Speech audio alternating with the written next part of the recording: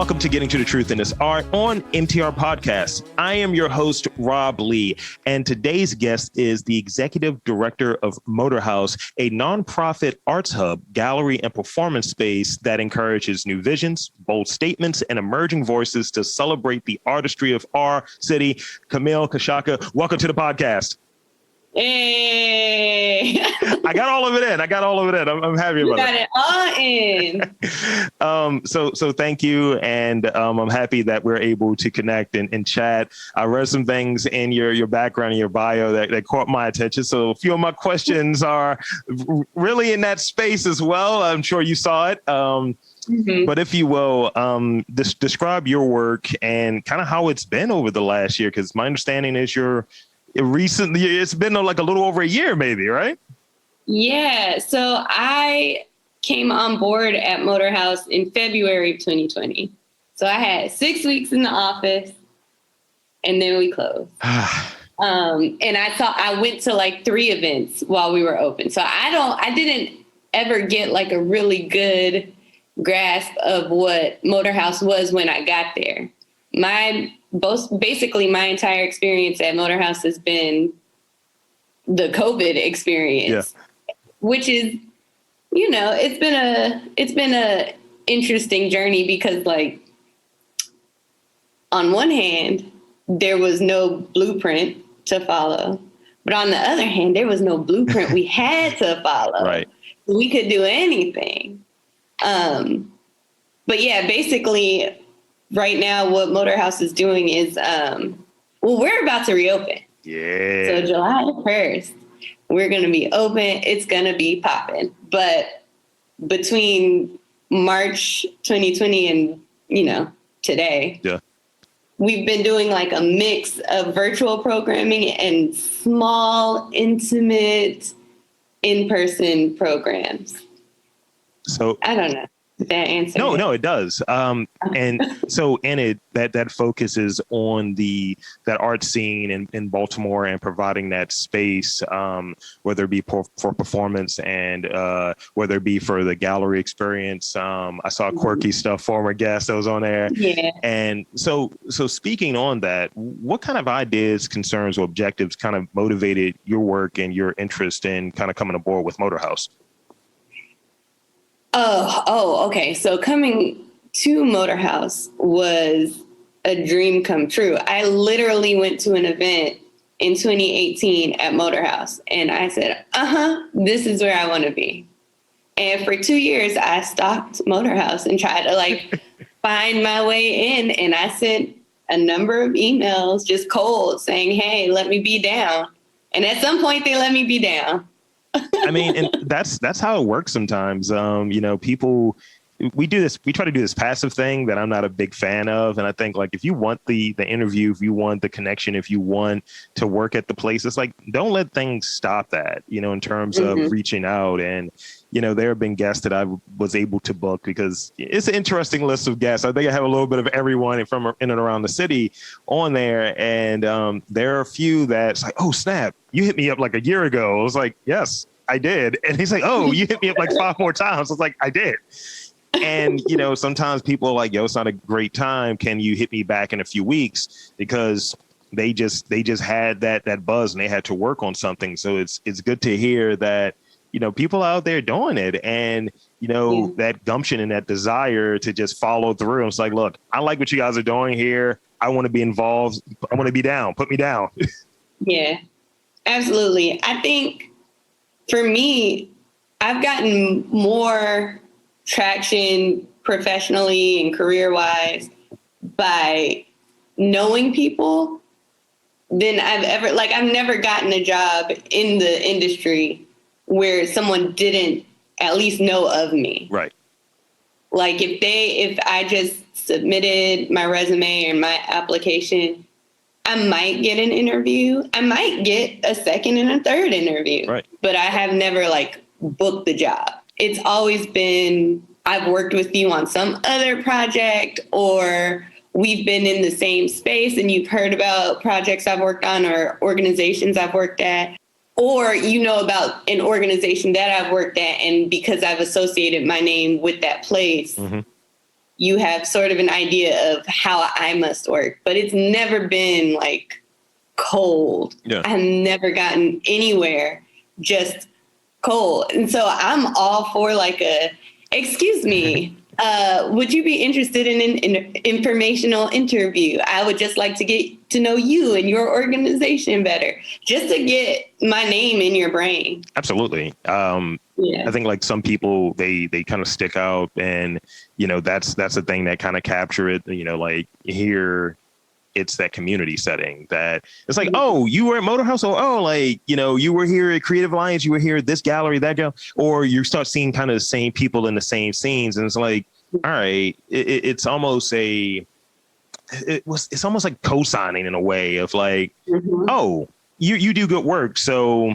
would you be interested in knowing this? I heard about your background in this area. It works in that way, and that's, I think, been profoundly like clear in this last year to like 18 months that those relationships, if you haven't cultivated them, you're going to feel it. You're going to feel it in some ways, I think. And it's good and it's bad, right? Like you should be able to have like this stellar resume and that just do what it does for you. Or you should be able to have a conversation with somebody off jump. And if you are impressive in that conversation, that should be enough. It shouldn't be that I know somebody or you and I know somebody in common. Yeah. It shouldn't be that way, but it is what it is. That's the thing I think that pushes people over there to that hump. Like I've been podcasting for 12 years and it's a thing. And I look at like shows that I listen to, and I'm not a huge podcast listener because it's a different experience for me. But in going back and looking at it, I was like, what are the podcasts that I listen to, and what configuration of that podcast I listen to? Because there may be, let's say, 2 or 3 different people on there. It's like, okay, that's the combination I want. And it's the personality. It's like, that's what's getting over. So it's like, you may have all the credentials. That's a prerequisite, you know, that or to a degree. But if it's like, oh, I know you, there's that cosign, it's that cherry on top. And it's like, that's the thing that gets you over the hump. But if no one knows who you are, that's the question. Like, who's this person again? And you get lost in the shuffle in the world of, in this digital age, as it were, with resume parsers and information like that, you can easily get lost. And I've done it even with doing the cold move of reaching out to people for this podcast. I'm like, all right, who do I know? And it's rare that I do that. But when it's like, all right, this is more of an illustrious level guest here, and I can't get the traction I would like, I might have to go through that network. But I think that's one of the benefits of it. Like, people see what's happening here and they only speak in a very superlative kind of way. It's like, oh, he does a great podcast, or he's a great dude to talk to. And, you know, you end up reaching back out, you work within that network. I wasn't a networker, you know, in my business career. I wasn't really a networker, and it's kind of something I stumbled onto out of necessity. So in that space, like, so is that a skill set that you've cultivated over like the networking ability? Because that's what it sounds like to me that you did. Is that something that you kind of always had, or because you were saying different, you know, situations presented themselves that you were able to get something through a connection? So is networking always been something you were good at? Are you a person that can work a room? No. I mean, I don't know. Maybe. It doesn't feel like it. I feel very awkward most of the time in social situations. I'm 6'4", and it's like, how can I hide? How can I make myself? No, you can't. You can't. And I have a I don't know if you've ever heard of BlurredCon. Yeah. So I'm going to that, and last time I went was the last time they had us. I was pressed there, and this time I'm going there, and it's a different situation. I was like, all right, can I just wear a mask? How can I hide myself? But it's like, you're around your people. It's like, I still want to hide. Yeah. So yeah, it's weird. It's hard when, like, I don't like being in spaces where I don't know anybody, because I guess there's still like that feeling like when you're in school where, oh, those are the cool kids. Or I'll be in situations where there are people who I have talked to, I have like admiration for. Yeah. And I still am like, will they even remember me? I don't know. I think my blessing is, and my curse, is that I have like no grace. And so when I put my mind to it that I'm gonna, okay, this is an awkward situation, I'm just gonna do my best here, I sort of call out the awkwardness, or I'll say, I don't know if you remember me, but blah, blah, blah, blah, blah. And sometimes they don't. And it's crushing inside, but it's still like I can maintain the facade. And sometimes they're like, of course, Camille, I remember you. We did this like really specific thing one day.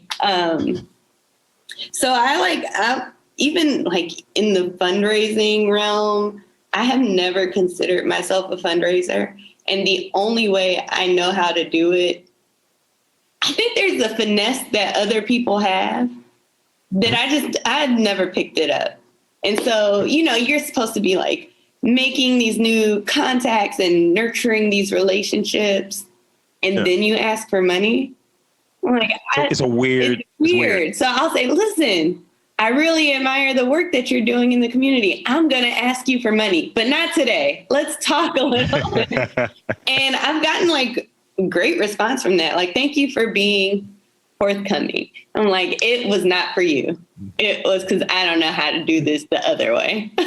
Yeah, I worked in that space for a bit doing the data and the background stuff on it. And I just remember it had an air of kind of fakeness in that fundraising period. I was like, so you're going out, you're doing all these different things with alumni and so on. And it's like, it seems kind of fake, doesn't it? And it's like you're having these quote unquote substantive conversations.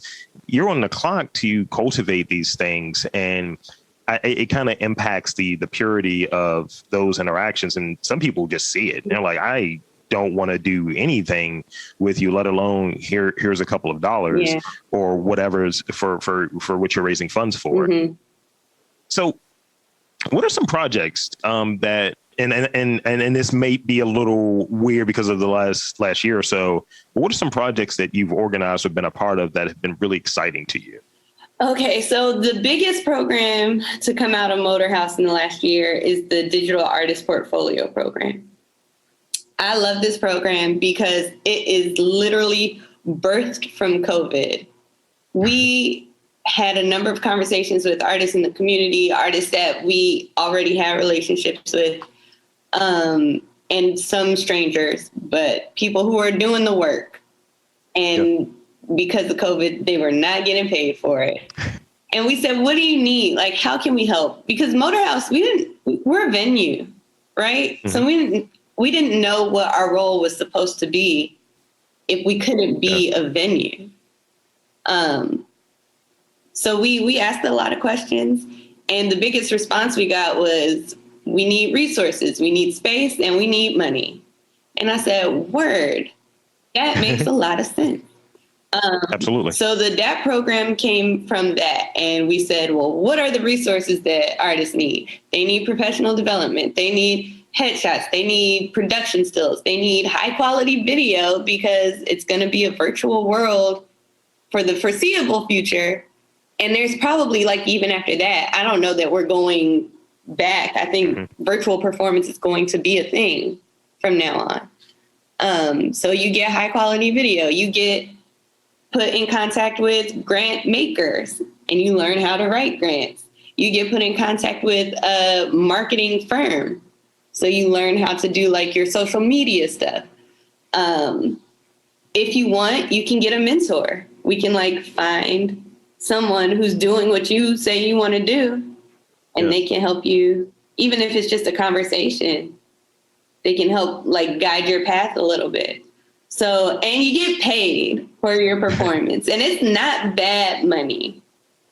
At this point, we're paying artists, I think, $400 per performance, which, isn't life-changing, but it's not even a long performance. Like the longest performance is a half an hour. Oh, wow. Yeah. So, we're doing our best to do what we said we were going to do because people asked for it. So I love DAP. We've also, in July, I think last year, I think it was July, we opened for small groups to visit our gallery. And they were very small groups, like it was 4 people at a time. But we've been, assemble your crew. yeah. But we've been curating the gallery, which I don't think, I mean, it happened organically before I got there, but we've been like really intentional about the artists that we're putting up now. And next year we'll have like a whole season that we're announcing. It's going to be fantastic. But I got to curate a show. Oh, really? And it was so much fun. It was called Joy. It was funded by the OSI Baltimore. Nice. And it was to commemorate the 5th anniversary of Freddie Gray's murder. Yeah. And we decided that we were going to do a portrait exhibit of activists in Baltimore in their happy places.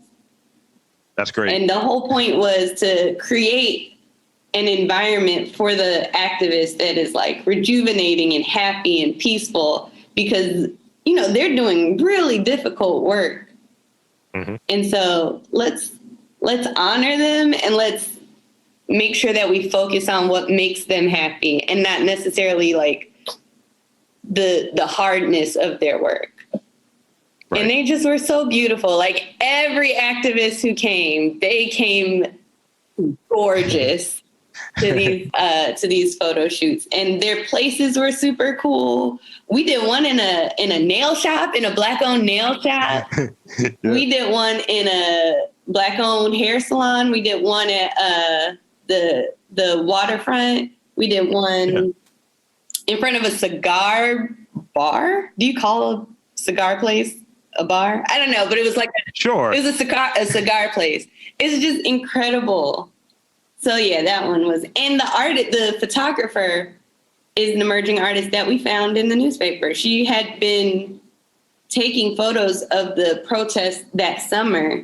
Her name is Kiana Wilson. She had been taking photos of the George Floyd, Black Lives Matter protests. And we said, yeah, she's dope too. So let's just get her. She's an activist. Yeah. And her activism is through photography. So it was a great project. That sounds great. And I think it's enriching for the people that are here, because as you touched on, the work that they're doing, the activism that they're doing is like, it can be hard to see sometimes, and being around it. It's like, it's important stuff, but it can also be very challenging to be around. It's like, is this ever going to change, and things like that? And they're doing it for us. Yeah. Yeah. So we owe them. Absolutely. And it's one thing that this group of photographers and videographers and all that I've been working with, we did a project back in February, and it was just going through Baltimore, because one of the things for this podcast is I'm tired. You know, I'm tired of people talking ill of the city and ill of the people in it. You know, we're not just a politicized talking point or what have you. So, you know, with that and in the effort to do that, we did this thing where we were giving people roses for Valentine's Day. So we were just randomly going to people, appreciate you, here's a rose, and, you know, just in different spots in the city. And I can send you the video afterwards, what have you, but it was a lot of fun. And I was really proud to be a part of that project. And I think that's the thing that's big. And I think when people talk about like healing and all of that different stuff, you need things there to show like you matter in a real, tangible, substantive way. And a lot of times it gets missed out, and people just keep going on with the doldrums of day to day. And a lot of times it's not easy. Yeah, I agree. So let's shift it a little bit. Right. So, where do I want to go with this one? I read that you're a hardcore Trekkie. Okay. And most of your philosophy on life comes from the Jean-Luc Picard's monologues. Yes. Can you provide me an example? So I think I need to update my bio, because it is definitely Jean-Luc Picard, but also my spiritual guide, Octavia E. Butler. So like the two of them together really inform my outlook. Right. Sure. And the thing about both of them is they have, through Jean-Luc Picard's little speeches and Octavia E. Butler's, just her library, they force us to confront what it is to be human. Mm-hmm. What does it mean to be human in relation to everything else. Right. So like Jean-Luc Picard has gone to bat 1,000 times for Data, who is an android. Yes. And a lot of the arguments he makes, he's making them and realizing it himself. He's realizing his own biases at the same time. He's a diplomat.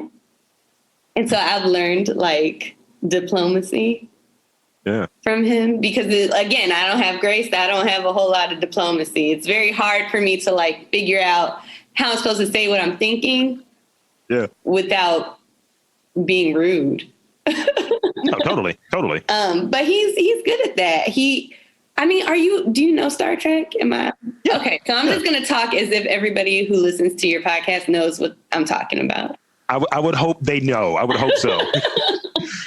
His relationship with Q. Mm-hmm. Q is like humans are just disgusting, primitive savages, and Jean-Luc Picard has to. I think it's the first episode of Next Gen where the humanity is put on trial. Yes, and he has to be like, "No, we were trash, but we're trying." Where we're saving. Something in that space, but stepping back, it's interesting that notion. Like, it may be this release. Have you seen the movie AI? No. Okay, so there has this element in it. Like I read sci-fi novels and things like that. Well, ebooks. I don't read. I just listen. But I still capture that story or what have you. And at times they have this thing called the flesh fair in it, and basically androids are being just like destroyed, like for entertainment. Oh my! And so they in this whole human element, it's like, okay, you look like a person. You're being ripped apart. It's like, this is rough. Yeah. And I was like, in watching it, I was reviewing. It's like, man, I feel something here for these androids. And I was like, what's the humanity? I was like, I feel more for the androids than the actual humans in this story. And I was like, what are they saying there? Because it's designed for me to feel that way. So when you mentioned the thing about going to the bat and going on trial for like Data and the conversations around humanity, I immediately go to that. Yeah. I immediately go to like Blade Runner and things like that. Yeah. I think what interests me most and like what I absorb into my personality the most is being able to balance that as a species, we're just trash. We're garbage. And still being like, but there is beauty and there is room to celebrate and not hate yourself and be optimistic, even though nothing in our history suggests that we should be optimistic. We still can be. We still can hold space for optimism. Yeah, it's like have that base level, like, we're trash. We've had a lot of wars, a lot of terrible things happen, but things can be that good, right? Maybe? Yeah, probably. In my individual life experience, I have experienced joy, happiness, peace. So it must be a thing that happens. I hope that most of that is not at the expense of someone else's happiness or joy or peace or safety. Right. Because that is also a thing, because we're trash. But that's great. But I don't know. I guess I have to be optimistic because the alternative is terrible. And so I find ways to justify my optimism. No, optimism is key or what have you. And like, no one wants to be around. I talk about this with my partner all the time. Like, she'll say, it's a lot of Eeyores around here. It's just, she's like, I can't be around this. I can't get coffee around this Eeyore. I don't want coffee now. It's supposed to be a great experience. This sucks. Right.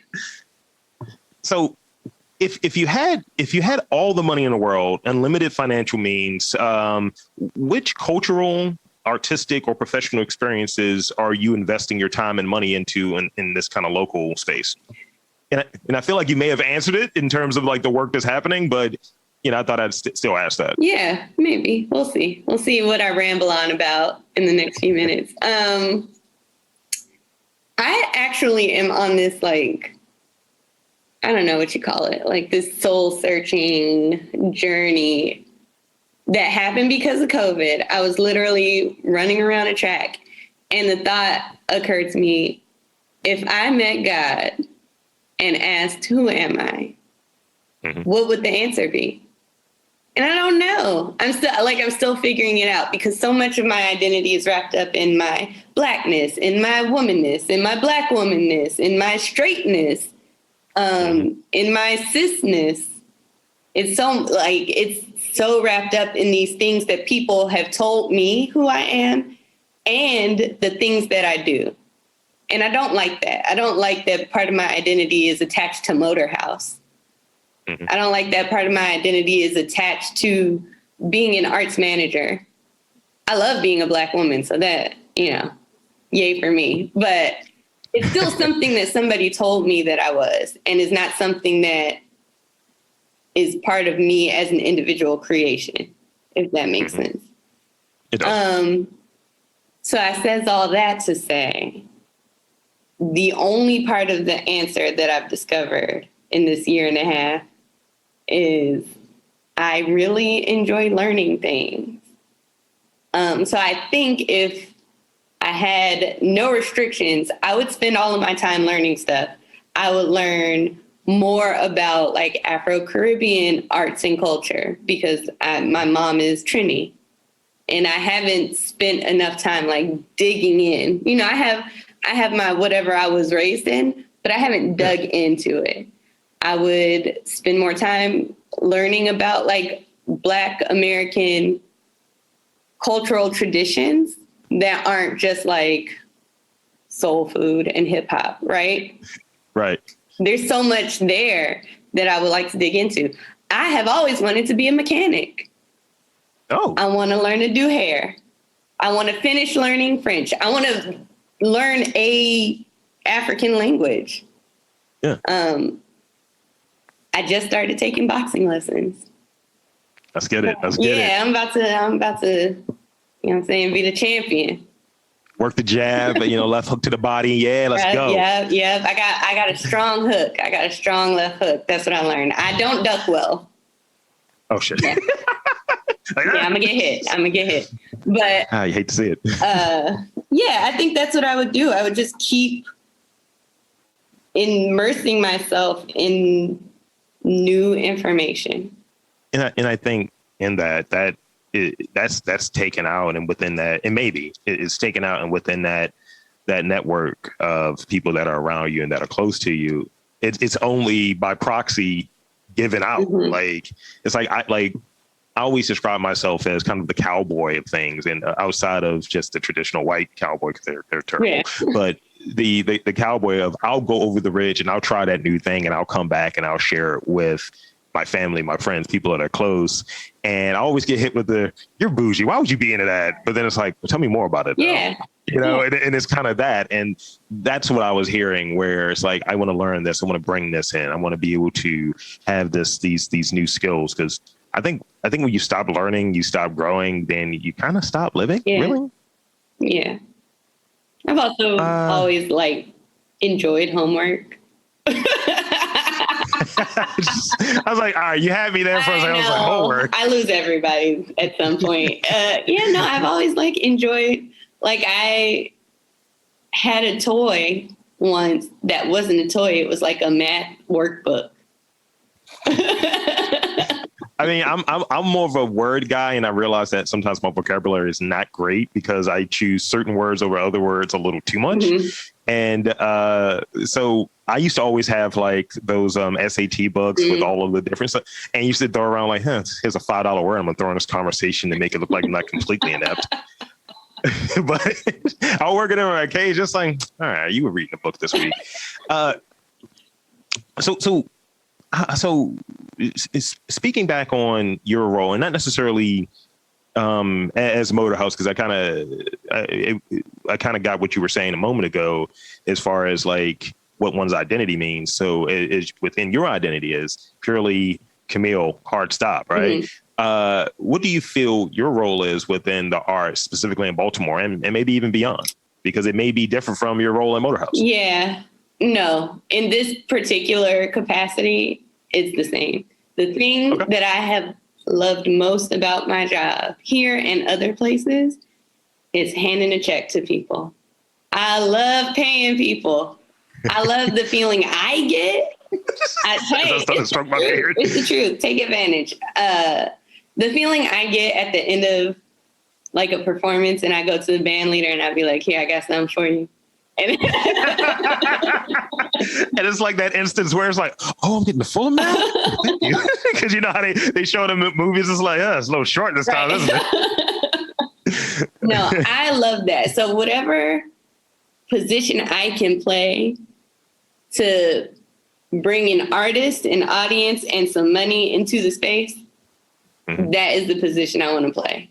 And I actually am anti-capitalism. I hate capitalism, but I also recognize that you need money to live right now. Maybe like 1,000 years in the future, that won't be the case. But during my lifetime, capital is king. So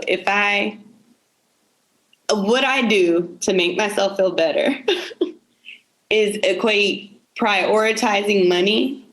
I equate that with livelihood and life. So I'm helping artists live. Like the artist is going to art anyway, right? Yeah. Whether or not they're paid for it. So my job is to find ways to pay them for it, to put them in rooms with other people who can pay them for it, to get told you're not paying me enough, and like decide if that person's telling the truth, and find ways, if they are, find ways to pay them more. But I think my role in the arts is not to create it, it's to facilitate it. I dig it. Yeah. I think one of the ways I've looked at it, because I still do that balancing act of doing the podcasting, doing the day job and all of that. And, it was an opportunity that presented itself to take a job elsewhere. And that means a lot. And I had to really look at like, really, what do I want to do? Like, is the job kind of I'm a mercenary in that kind of way. Like, I just need this money to, have my lifestyle sustained or what have you. And I try to have those barriers between needing the money to drive my artistic pursuit and looking at it like this. So I kind of changed my relationship a long time ago with money. And I look at it, and similar to how you were describing it, I always look at it like this is the language that they're speaking. This is not my value and all of that. And people are like, "Oh, why don't you jump in at this 6-figure job or that 6-figure?" It's like, I don't want that. I was like, my comfort level is most important to me. I always would talk about like, whatever I'm making now, if you knocked off 20 grand and said, you just a podcaster all the time, and it was 20 grand less than what I'm making for my day job, I take it because I'm more fulfilled in that way. And it's like, does it sustain me? Does it, keep my fine filet mignon meals here? Yes. That's what I have for lunch. So how do you see arts, like capital A, as macroly as possible? How do you see like art specifically in Baltimore moving forward in the next like year or 2 years or longer? I don't know. The honest answer is I don't know. What I do know is that local artists are always the trendsetters. So they will tell us what is important. Whether or not they get credit for being a trendsetter is different. But the truth of the matter is those people dancing on the street corner are creating the new dance crazes, the new types of movement. So I should TikTok them, right? And, because there's truth in this art. I should go there with a camera. It's like, this new craze of just people just beating their feet. And it's like, I got it. I'm on the ground floor. Right. But what's important to remember is that my role as part of an organization and all of these other organizations, these other institutions are to magnify whatever is happening on that level. And everybody wants fame. Well, that's not true. Many people want fame. Many people want their career to expand or explode, and there's nothing wrong with that. But I just wish that the people with the resources would pay less attention to those who have already made it and pay more attention to those who are creating what in a year or two from now is going to be the biggest, baddest, whatever. Ugh, I wish I was more eloquent. What I'm saying is. No, I understand where you're coming from, though. I understand what you're saying. Okay, great. Because I think that's what happens. And you kind of see like from something that's supposed to be representing a region. Let's say I'm not going to say Baltimore. Let's say Lexington, Kentucky, because I don't want people to get butthurt. Let's just say it's supposed to represent a small part of Lexington, Kentucky. And it's like, oh, suddenly this area is popping. Then there's like 5 people that represent it. And then we stay with these 5 people. And it's like all of these other people, all of these other creators that are doing really cool stuff. But these are the 5 people that are representative of that scene. And that's unfortunate because these other people need those opportunities. And it's like really spread that wealth and spread those opportunities, because you start seeing the same people all in all. It's like, oh, yeah, it's this person came from there, but it's not really a scene. Right. At least that's what the expectation is. I think the myth of scarcity is it's not the root problem, but it is a problem with how we prioritize who we support. Now, Motorhouse has a finite amount of money, and this other organization B has a finite amount of money. But in Baltimore, how finite is it really? In Maryland, how finite is it really? In the country, how finite is it really? It's because we don't prioritize sharing our resources that it feels like we can only support so much. We can only cater to these 5 artists who represent this genre or whatever.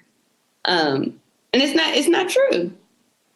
I always look at the pie, like that whole thing. I was like, I feel like we're being sold a bill of goods that we know a pie has 8 slices or whatever, but we're being told that, there's 8, but really there's 3 because 5 have already been earmarked, and we're it's part of the secret sauce. It's baked in. Right. Notice the pie analogy continues. But that's the thing. And then people get in these spots where you start losing collaboration. You start losing some of those things that really make, and I think, impact art in a very positive way, or impact creativity and community in a really positive way, because we're not looked at as collaborators. We're looked at as competition. I see it in this podcast space where there's 2 other podcasts out there that I'm aware of and that I've talked to and I've worked with that, people may not listen to each one of us because there's only so many Black dudes doing interviews with people in the arts and community in Baltimore. Yeah. But really, you can do all of them. You should listen to all of them. They're all unique. They're all individuals. Right. I also think what I would hope that artists can hear from me, like, you have this podcast. You can't do this particular podcast without a guest. Or else you just be talking to yourself. I've done that a few times. Those are the lost episodes, but yes. What I do, I can't do without artists. Yeah. And that is true for many organizations. You can't be a philanthropic organization and not give money away, right? Right. You need people to give money to. I need people to perform. I need people to exhibit. So just like in the beginning, how we were talking about, I'm good about cold calling somebody or cold emailing someone just to introduce myself. I appreciate when artists do that to me because I need you. I need artists to do things. Yeah. And maybe today's not the right day. Maybe this program isn't the right program. But if I know you and I know what you do and I support what you do, yes. Like you. Because, there are people who their work is not aligned with my values or the values of Motorhouse. But if it is, I'm going to keep you in mind for when opportunities pop up, when we're planning and thinking, what should we do next year? Yeah. Oh, well, this person told me that they have this really cool idea about, like, I don't know, Black aerialists, and maybe we can do something like that. Yeah. And the thing that you said there, as far as like recognizing, and I think that's the thing, recognizing where I need a guest, you need like talent that's going to perform and so on. Mm-hmm. It always takes me back to, I went to Morgan. It takes me back to being at Morgan and having, it was this board that was over there, and people hated going to like financial aid because it's always like, how am I broke this month? Yeah. But you would see this kind of, I would just use for lack of a better term, like this bill of rights, this credo. And it's like, because you exist, we're here to serve you. Yeah. We exist because of you. And, and that was more to keep the people that were working there, to keep that in mind, because sometimes it felt a little DMV-ish, mm-hmm. like, this is rough. But it's just like people know what that exchange looks like. Yeah. And, it's definitely a relationship there, but one person is in need and the other person is in need, but in a different way, I think. Mm-hmm. Now, the last question I have, mm-hmm. Before I get into shameless plugs, I like to do shameless plugs. All right. What is the funniest thing that's happened to you recently? Aside from this podcast, because I can't take it emotionally. Does getting old and rickety count as funny? It can. Sure. Literally, this is no exaggeration, literally pulled a muscle in my thigh doing my hair. Ow. And wow. I don't know. You asked me how did that I don't know. But I was down for the count for like 3 days. It's not great. I'm not looking forward to it. I'm luckily I've not gotten any gray hair yet. My friends make fun of me and it was like, I'm mad that you're like, I'm 36. So I always get the whole, oh, well, you're 40. That's the thing I get thrown around. And this came from my mom. She was like, you're 40. And I was like, I'm just turned 36 actually. And I'll talk with my buddy about it. He's like, yeah, I imagine you don't have any grays. I was like, what is this? Yeah. And I was like, my back always hurts. It's like, that's the only age you got going on. Like your back hurts. Pretty bad one though. Your back, you don't know how much you need it till it's not there no more. As Hannibal Buress said, it's most of your body if you haven't realized. So your thigh, you blew out your thigh, you were down, you were on the IL for a couple of days, a follicle related injury. So real quick, any final thoughts and shameless plug time. So the floor is yours. Okay. So Motor House is opening July 1st. Like I said, please come out to whatever we got going on. We do have a new exhibit opening. We don't have a name for it yet, but we will really soon. But it's our annual tenant show. So the artists who have studios in the building will be exhibiting work. And that will go until August 28th, I think, but don't hold me to it. It'll be on our website and our social media.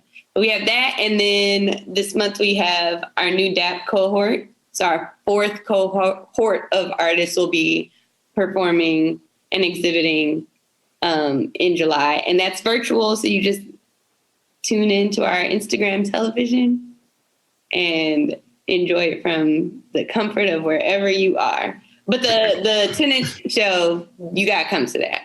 That's in the building. Yeah, pull up. Yeah, you got to pull up. That's a great plug, though. It's like from the comfort of your own place, but also pull up to the next thing, though. Yeah. don't forget. Right.